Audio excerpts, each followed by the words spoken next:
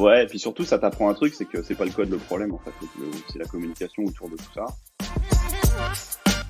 Je me suis retrouvé avec des gars qui faisaient de l'informatique complètement différemment de ce que j'avais pu faire depuis 3-4 ans.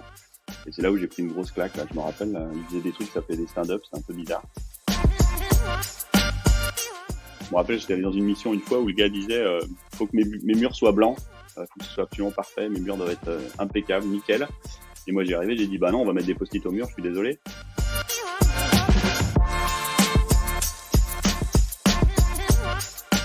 Bonjour à tous, je suis Dimitri Bailly, CPO chez Aramisauto et un des cofondateurs de TechRox. J'ai le plaisir aujourd'hui d'accueillir Jean-Laurent de Morlon. Jean-Laurent, bonjour. Est-ce que tu peux te présenter ? Bonjour Dimitri, bonjour à tous. Donc moi c'est Jean-Laurent de Morlon, je suis le VP Engineering chez Docker et voilà, je suis ravi de discuter avec toi aujourd'hui, Dimitri. Ravi aussi. Alors, on se connaît depuis un bon moment, a priori. On n'a pas retrouvé la date exacte de nos premières rencontres, mais ça doit se situer aux alentours de 2008. Ce qui m'intéresse, c'est un petit peu ton parcours, de savoir un peu avant qu'on se rencontre au sein de l'OSSGTP, dont on reparlera, comment tu es arrivé un peu dans le milieu professionnel et tes premières rencontres avec le domaine. Ouais, bah c'est vrai que ça remonte à un petit moment là. J'écoutais des gars sur Clubhouse là, l'autre jour là qui racontaient que ça fait quand même presque 10 ans qu'ils étaient dans l'informatique maintenant, et c'est vrai que du coup on prend un coup de vieux là quand on réfléchit que Pourquoi ça c'était fait pas 10 ans ? ça fait vachement plus que ça. Parce que je crois que moi mes premières armes c'était je commençais sérieux sur le marché du boulot au moment du passage à l'an 2000. Ça y est, je prends un autre coup de vieux. Et effectivement 99, je pense 98, c'est par là le premier moment où j'ai commencé à bosser. Moi j'ai bossé au début dans une société une agence web. C'était à l'époque où on faisait de l'internet avec du dial-up là, et tu avais droit à 8 heures de connexion par semaine, un truc comme ça là, des choses comme ça, c'était assez rigolo. Et donc moi j'ai commencé à faire des sites web, ouais, là-dedans. J'ai un diplôme d'ingénieur assez classique, généraliste. Puis j'ai commencé là-dessus. Et en fait, bon, j'ai passé plusieurs années à faire deux, trois trucs comme ça. Et puis c'est vrai qu'à un moment donné, j'ai voulu rentrer après quelques années de web agency, j'ai voulu rentrer dans une boîte qui faisait de la tech, un éditeur de soft. Je m'étais dit que c'était là où ça allait être le plus rigolo. Et par le hasard de la vie, je suis tombé sur une équipe dans un énorme projet gigantesque à la BNP, en service évidemment, parce que c'était un peu le couac de l'histoire. Je me suis retrouvé avec des gars qui faisaient de l'informatique complètement différemment de ce que j'avais pu faire depuis 3-4 ans. Et c'est là où j'ai pris une grosse claque. Là, je me rappelle, là, ils faisaient des trucs qui s'appelaient des stand-up, c'était un peu bizarre. Ils se mettaient debout pendant des réunions pendant 2-3 minutes, ils se synchronisaient, puis ils partaient faire autre chose. Et je me suis dit, mais tiens, ces mecs-là, ils font des trucs un peu particuliers. Et ils parlaient des patterns du Goff à l'époque, là. Donc ils balançaient les patterns du Goff. Donc, je sais qu'après la première semaine, je suis allé m'acheter le pattern du Goff, je suis allé regarder en me disant, merde, il y a quand même un truc que j'ai loupé là. Et ces gars-là, c'était effectivement Vincent Massol et quelques autres. Et du coup, derrière, je suis rentré dans OSSGTP, là où on s'est vus, nous, tous les deux. Donc OSSGTP, c'est l'Open Source Get Together Paris, qui était un des groupes dans lequel on pouvait se retrouver pour discuter tech. Parce qu'à l'époque, il n'y avait pas tout ce qu'on a aujourd'hui. Tu sais, il y avait comment ça s'appelait, le Java User Group.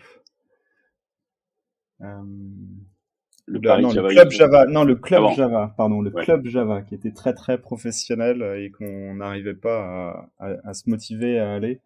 Et effectivement, je me souviens bien de l'intention de OSSGTP qui ressemble pas mal à TechRox, et c'est pour ça que je voulais qu'on en reparle un petit peu. C'est un besoin de se rencontrer entre pairs, de gens qui essayent de comprendre comment marche le domaine de l'informatique, et là de l'open source à l'époque.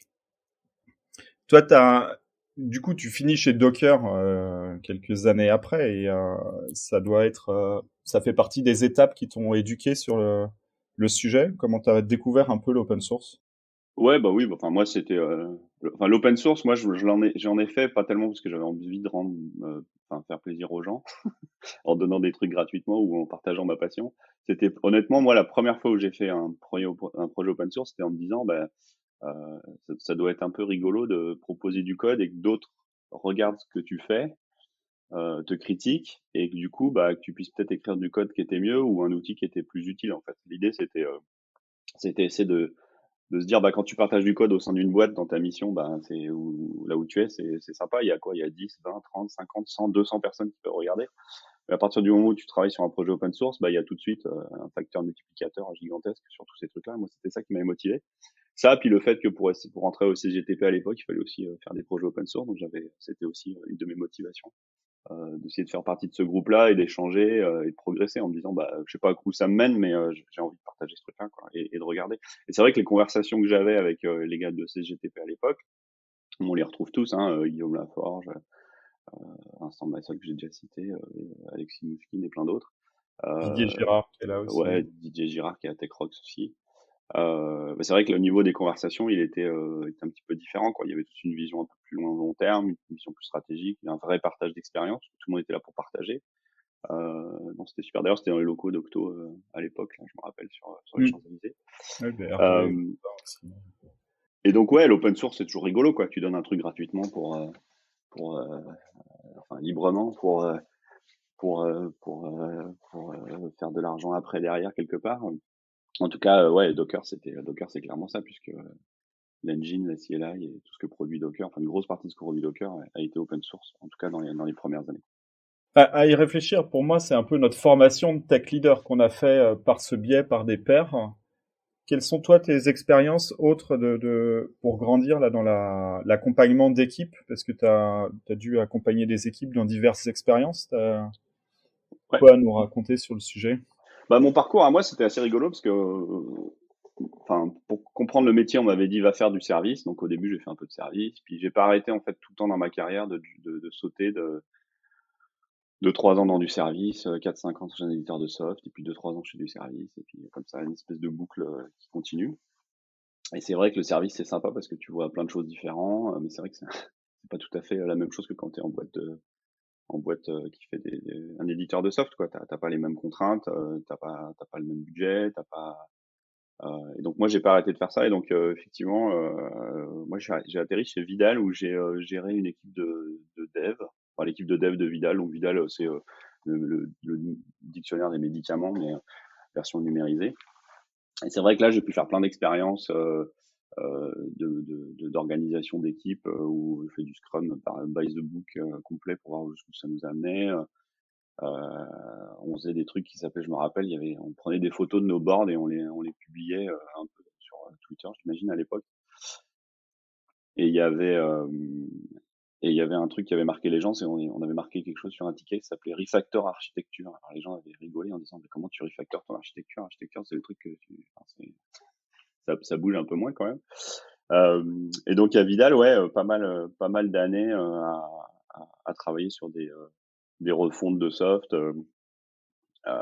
Assez intéressante, avec aussi ce plaisir que tu as toujours en éditeur de logiciel, qui est quand tu vas chez ton médecin, tu vois, à l'époque on distribuait ça sur des CD-ROM, pardon, euh, et, euh, et donc tu vas chez ton médecin et tu vois qu'il y a le CD qui traîne sur son bureau, et tu fais ah tiens c'est cool, mon boulot sert à quelque chose, il est là, quoi. D'accord. Et en termes d'apprentissage de leader tech, donc tu avais cette notion d'expertise technologique, là, ce qu'on appellerait un peu le Craftman maintenant, Ouais. et le pilotage d'équipe. En tant que tech leader, là, chez Vidal, tu as appris quoi? Bon, chez Vidal, c'était plus la première vraie expérience de management un peu longue, quoi. Avant, j'étais plus, on va dire, un contributeur individuel, comme on dit aujourd'hui, Hmm. dans des mots polissés, dans des boîtes américaines. Mais c'est vrai que la partie management d'équipe de dev, elle est super sympa. Moi, j'aimais beaucoup faire quelque chose dans lequel, et c'est ce qui est aujourd'hui, je pense, le terme d'engineering manager, que je retrouve beaucoup dans beaucoup d'organisations, où tu as un gros pied dans la tech et aussi la responsabilité de personne. C'est-à-dire que tu n'es pas juste un manager, t'es pas juste un contributeur individuel, tu fais les deux. Et en fait, le fait de faire les deux te permet d'être vraiment au clair et vraiment de comprendre comment les équipes fonctionnent ou comment l'équipe que tu gères fonctionne. Parce qu'à la fois, tu participes avec eux dans les travaux de tous les jours, tu es pertinent dans les conversations que tu peux avoir avec eux, avec les gens, et en même temps, bah, tu as quand même la responsabilité de les aider dans leur carrière. Et donc d'avoir cette double casquette, elle est vachement importante pour rester. Enfin, quand on fait un métier aussi compliqué et qui évolue aussi vite que le nôtre, moi j'ai toujours trouvé que c'était hyper important d'avoir des managers qui étaient capables de coder aussi, sans que ce soit ridicule, quoi. Il faut que le gars il soit compétent, quoi. Oui, Voilà. si je me rappelle bien, en tant que codeur, là, tu as poussé le bouchon un petit peu loin avec un compère qui, si je ne Ouais. m'abuse, s'appelle David Gageot. Tu peux nous raconter cette histoire-là de comment tu te retrouves à coder toute une journée dans une conférence telle que Devox dans une salle? Bah, c'est là où on s'est rencontrés surtout, c'est là où on a Mm. commencé à vraiment discuter, Dimitri, toi et moi, parce que je crois que tu faisais à peu près quelque chose de similaire de ton côté. Sur la partie DevOps, ouais, sur 8 heures dans la salle d'à côté. Bah, en fait, ouais, on a fait un truc qui s'appelle Code Story. En fait, on codait un peu de manière particulière. Moi, mon livre de chevet, c'est le bouquin d'XP de Kent Beck, là, d'Extreme Programming. Je pense que c'est la base un peu de tout ce qu'on devrait tous faire. Et donc notamment des cycles courts, des tests, euh, des sprints d'une semaine. Oui, je sais, ça paraît dingo aujourd'hui. Euh, et, euh, et en fait, on voulait se marrer, à essayer de montrer si est-ce qu'on serait capable de démocratiser un peu ce qu'on fait dans XP, tout en s'amusant, quoi. Et donc, on prenait des bouts de code qu'on avait écrits dans des stacks super modernes. Donc, on faisait du JS avec du Java à l'époque où JS a commencé à avoir, ça commençait plus à être un gros mot de commencer à faire du JS. Et on passait, je sais pas, une journée, ouais, à coder en live avec des séances d'une heure ou de 45 minutes, je me rappelle plus très bien. Et on faisait du pair programming en partageant tout ce qu'on faisait. Et donc les gens regardaient à la fois le process, mais aussi ce qu'on codait, les stacks qu'on utilisait. Je me rappelle que les gens venaient nous poser des tonnes de questions sur les outils qu'on utilisait pour coder nos layouts de clavier, nos raccourcis, chacune des petites bibliothèques qu'on utilisait à droite à gauche. Et c'était plein d'échanges sympas. Et c'est vrai qu'on faisait ça côte à côte. Là, nous, on avait une salle où on passait la journée à coder comme ça. Quand je racontais ça aux gens à côté de moi, ils croyaient que j'étais fou. Et toi, tu faisais ça avec les mercenaires du DevOps, je crois. Oui, c'est ça, on a fait un peu plus sur la présentation de tous les concepts DevOps. Mais là, ce qui était impressionnant sur ta session, c'était vraiment le live coding, pair programming, TDD, appliqué quoi, vraiment sur quelque chose de pas juste 10 minutes, le to-do, le tutoriel du TDD, mais c'était vraiment l'appliquer à une échelle réelle.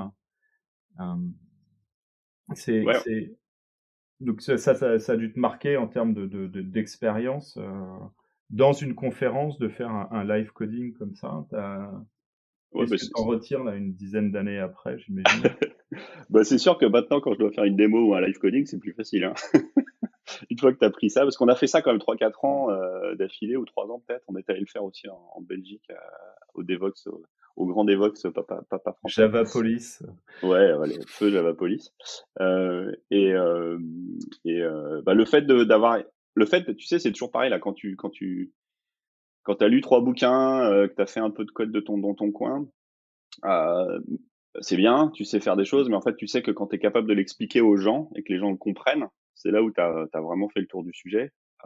Et ça m'a amené ça, en fait, ça m'a amené à vraiment réfléchir à ça. Moi, j'allais aussi à des conférences de craft en Angleterre pour peaufiner tout ça et prendre des idées d'exercice et tout ça. Donc, je sais plus où j'étais à l'époque, mais je prenais un petit train, j'allais passer une journée ou deux là dans la banlieue de Londres, à Bletchley Park, et il y avait des confs, alors un peu, voilà, on codait toute la journée sur des exercices divers et variés. Il doit rester des traces de ça encore aujourd'hui. C'était super intéressant pour voir, parce que la communauté de Londres, pardon, autour du craft, c'était un peu en Europe celle qui drivait tout. Et donc c'était aller rencontrer ces gars-là. Encore une fois, c'est dans le même esprit qu'au SCGTP. Tu vas rencontrer les gars qui font l'industrie pour discuter avec eux, puis bah, ça désacralise un peu le truc, et puis tu vois un petit peu en échangeant directement avec eux comment ils pensent et qu'est-ce que tu peux en retirer. Ouais, c'est là, je pense qu'on a des points communs sur la volonté d'avoir un réseau autour de nous, de connaître les personnes qui font le domaine. Euh, je pense que TechRox est né aussi de cette idée-là, de mettre des personnes en relation.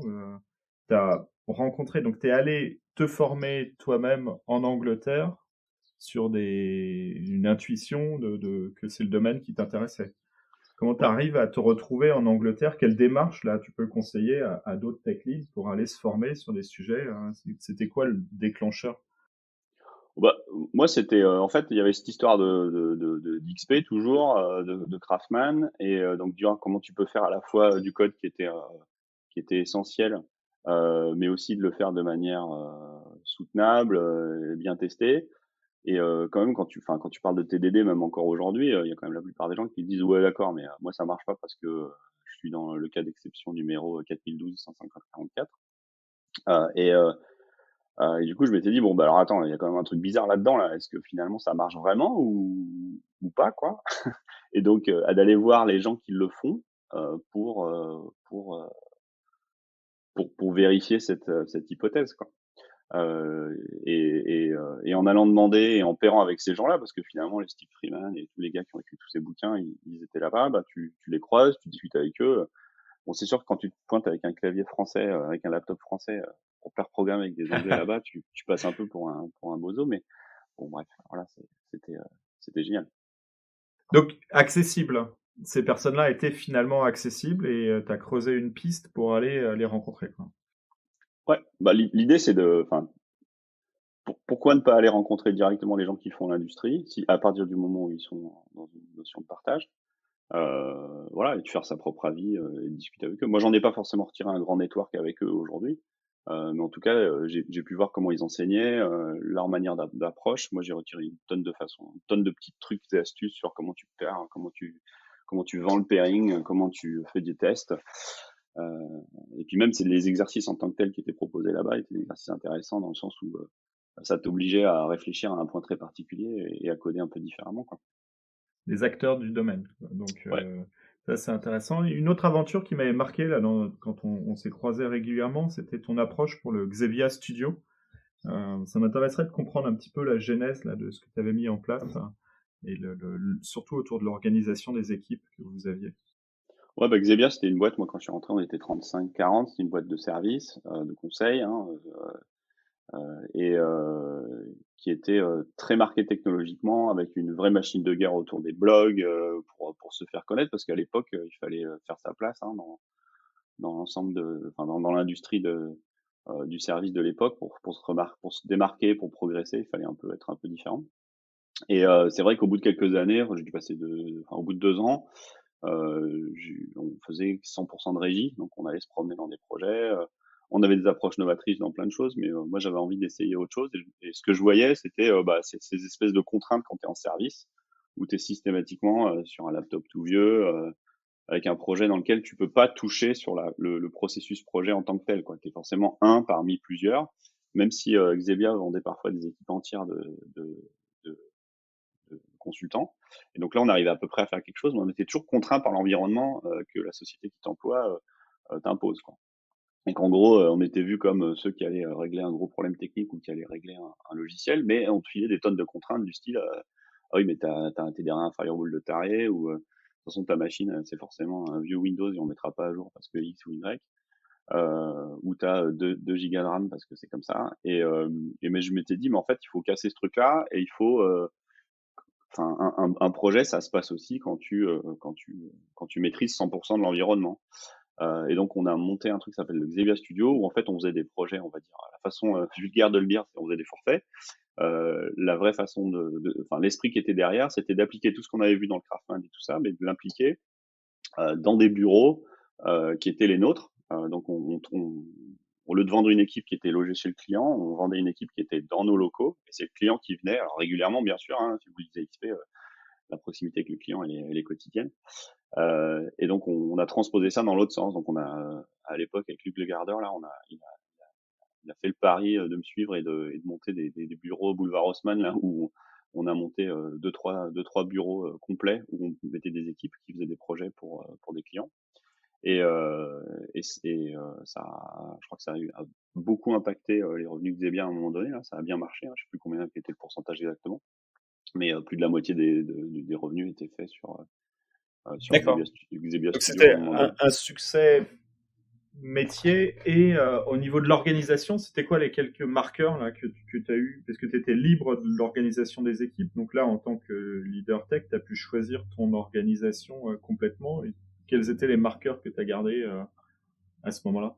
Bon, alors d'abord, c'était des toutes petites équipes, hein, c'était 4-5 personnes grand max, tout le monde qui programme, voilà. Puis il y avait toute la proximité avec le client, donc on accueillait le client en permanence, on le voyait tout le temps. Ce qui était rigolo, c'était en interne, parce que en fait, tu avais tous les ingénieurs qui étaient hyper intéressés par tout ça, parce qu'on faisait du craft à droite à gauche, mais Ce truc-là, c'était le fait, enfin, ce Visual Studio, c'était la façon de le faire à la maison. Et donc, un des problèmes qu'on avait, c'était faire des rotations parce qu'on avait tous les ingénieurs qui étaient en service, et ben, ils avaient tous envie de venir faire ça au moins une fois, quoi, dans l'année, de venir participer au moins à un projet. Donc, il fallait organiser les trucs, donc il fallait prendre les gars qui étaient bons, qui avaient le bon état d'esprit, mais aussi être faire en faisant tourner les choses. Donc ça, c'était pas C'est complètement pas trivial. l'intercontrat, là, c'était les projets préférés. Ouais, ouais. Oui, et puis il fallait, puis pas de toute façon, il fallait aussi les vendre. On n'avait pas non plus au début quand on commence, on avait peu de projets, quoi. Donc c'était, enfin voilà, enfin, tu commences avec un projet avec 2 gars, et puis après avec un projet avec 3, 4, et puis à la fin ça se démocratise. Il y a eu pas mal de choses faites aussi sur les applications mobiles à un moment donné. Donc c'était complexe à organiser. Il y a certains clients qui adhéraient complètement, c'était vraiment chouette. Il y en a qui ont dit bah faites pareil mais chez nous. Donc on revenait dans l'autre, la boucle s'inversait. Donc on essayait de rester quand même dans nos locaux dans la plupart du temps parce que c'était ça le vrai esprit. Et du coup on était libre de faire ce qu'on voulait. Il n'y a pas de problème. Je me rappelle, j'étais allé dans une mission une fois où le gars disait faut que mes murs soient blancs, faut que ce soit absolument parfait, mes murs doivent être impeccables, nickel. Et moi, j'y arrivé, j'ai dit, bah non, on va mettre des post-it au mur, je suis désolé. Et les gars ont dit non, et ils ont fait venir un petit chariot avec, tu sais, un tableau blanc sur roulette. Et donc, c'est Oui. là où on avait le droit de mettre notre truc. Donc, ça gâchait quand même le mur, j'ai pas tout compris, mais écoute, à la fin, on a mis nos post-it, c'était l'essentiel. J'avais, de mémoire, il y avait une répartition des seniors et des juniors dans l'équipe qui était particulière. Vous aviez un peu des critères comme ça d'intégrer un junior pour 3 seniors, ou c'est une légende que j'ai gardée? Ouais, je pense que c'est une légende, là, Dimitri. D'accord. Bon, bah, dommage, elle m'a bien servi par la suite. Mais Bah, c'est d'accord. vrai que c'est vrai que moi là-dessus, en tout cas, j'ai un gros biais, c'est que bah, enfin, moi, je pense qu'avant 10 ans d'expérience de code, on n'a pas fait complètement le tour du domaine encore, ou alors c'est moi qui suis long à la détente, je sais pas, mais en tout cas, moi, c'est mon impression profonde, ça construit complètement la façon dont je fais du recrutement encore aujourd'hui. Quand j'ai commencé Docker en 2015, là, ou quand j'ai commencé à démarrer le bureau parisien de Docker, au bout de quelques mois, on s'est retrouvé à être euh, que des gars qui avaient 10, 15 ans de bouteille, avec personne qui était plus jeune. Et, euh, et donc bon, alors c'est un problème, hein, c'est un vrai biais de recrutement compliqué, hein, il faut des équipes plus hétérogènes que ça. Et c'est difficile de sortir de ce mode. Mais ouais, moi j'ai toujours tendance à penser qu'effectivement il faut rouler sa bosse, il faut être patient, il faut apprendre longtemps, il faut faire plein d'expériences différentes. Et ingénieur, c'est un vrai métier. On n'est pas obligé de faire du management et tout ça, obligatoirement. Et d'ailleurs, aujourd'hui, quand tu vois l'industrie, notamment si tu regardes ce qui se passe aux États-Unis avec des grosses boîtes comme Amazon, tous les GAFAM, euh, tu vois qu'il y a des vrais tracks de progression de carrière Mm. pour des gens qui restent contributeurs individuels toute leur vie, parce qu'ils n'ont pas envie de faire du management, ils n'ont pas envie de s'occuper de gérer des gens, ils n'ont pas envie de faire ça.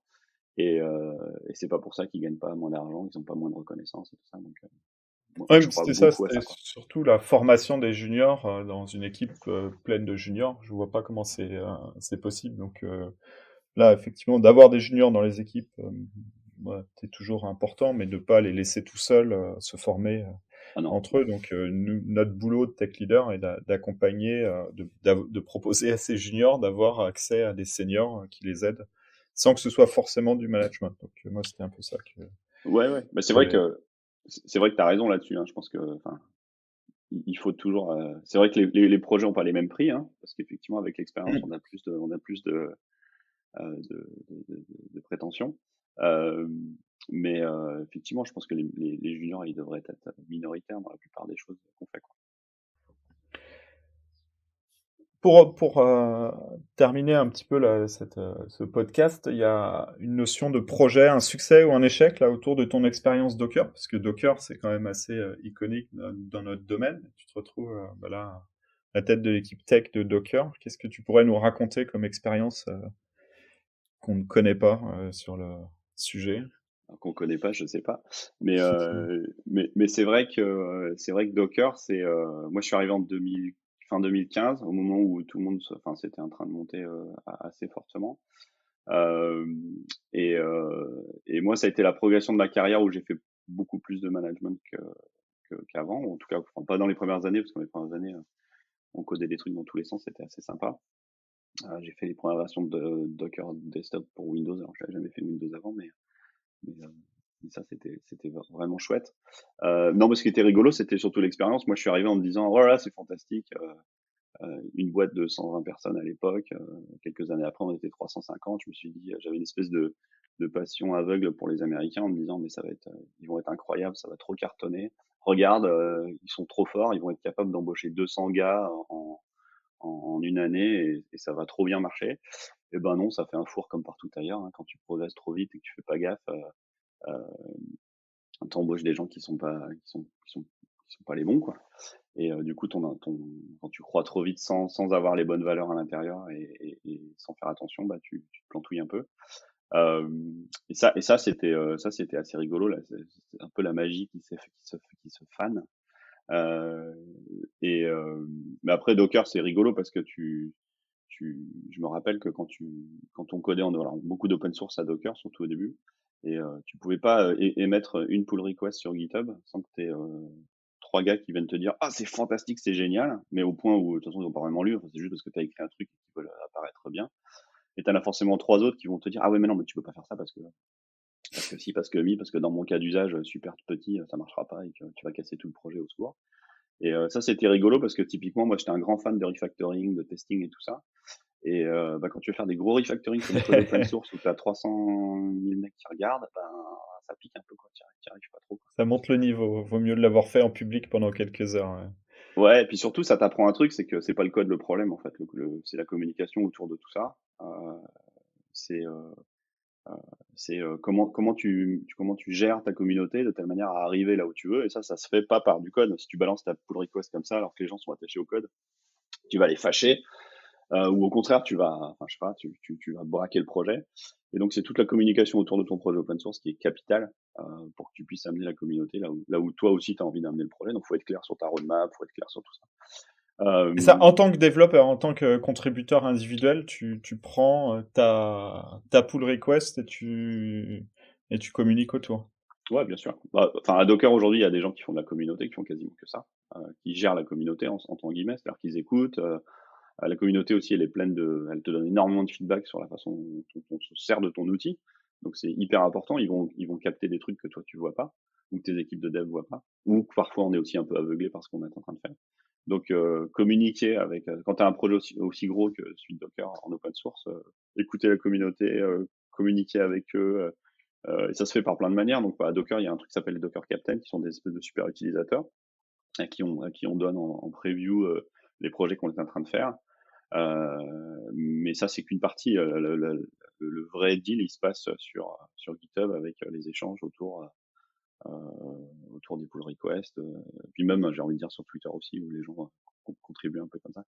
Mais j'ai envie de dire, la vraie difficulté chez Docker, enfin la vraie truc qui m'a fait vraiment grandir, ça a été ce qui s'est passé il y a quelques années quand Docker a shifté de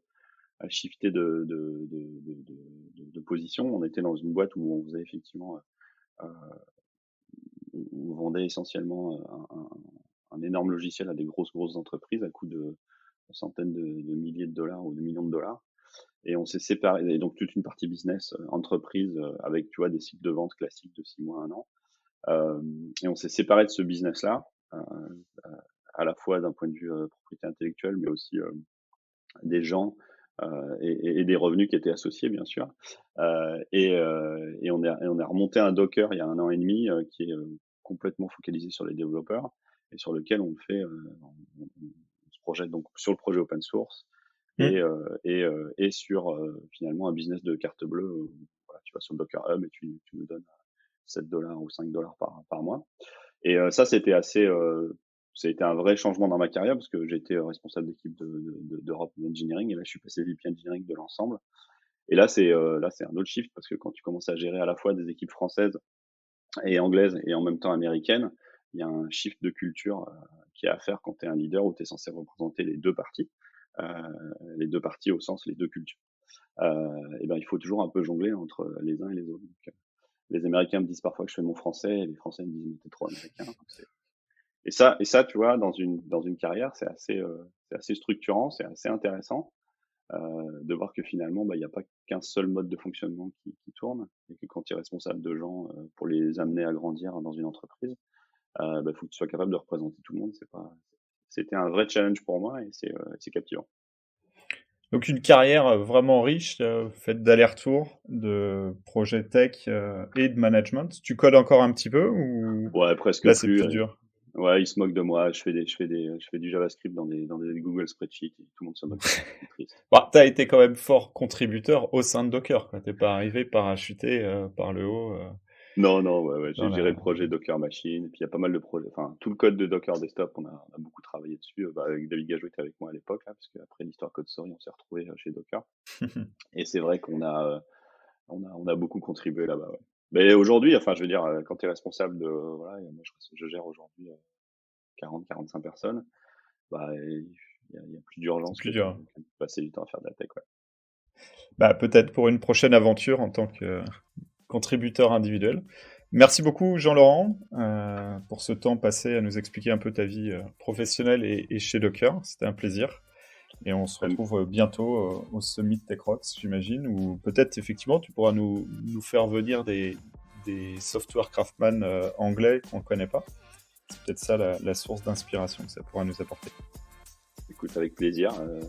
Aujourd'hui, je suis vrai que mon réseau est plus sur la côte, aux États-Unis là. Et on discute avec pas mal de figures là-bas. Là. Pour TechRox, j'espère qu'on aura des belles surprises.